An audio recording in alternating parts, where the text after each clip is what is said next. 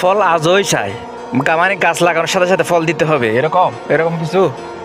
নতুন মানুষ যারা যে নতুন নতুন ভিডিও বানাতে আসে, আজ কন্টেন্ট দিলে মনে করে যে আজকে ভাইরাল হয়ে যাবে, সবসময় শুধু রিফ্রেশ করে, এটা চেক করে।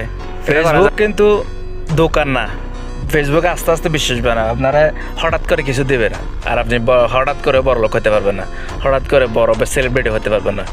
3টা ভিডিওতে কারো জীবন বদলায় না।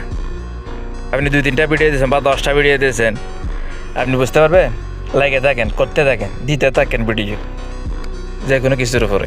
বাস্তবতা হচ্ছে কঠিন, তাড়াহুড়োর কিছু নাই, ধৈর্য ধরতে হবে সব কিছুতে। যদি বিগিনার হন, আপনি নতুন হন, ধৈর্য ধরেন। এটা হচ্ছে মেন এসইও। এসইও বলতে এসইও কি? এসইও হচ্ছে মেন এটাই, ধৈর্য ধরতে হবে। ধৈর্য ধরে ভিডিও দিতে থাকেন।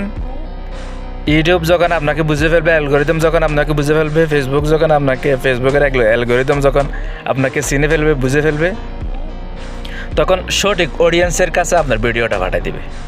তখন লাইক, কমেন্ট, শেয়ার এটা বলতে হবে না, এমনিতে চলে আসবে। ফলো করেন এটা বলতে হবে না, এমনিতে চলে আসবে।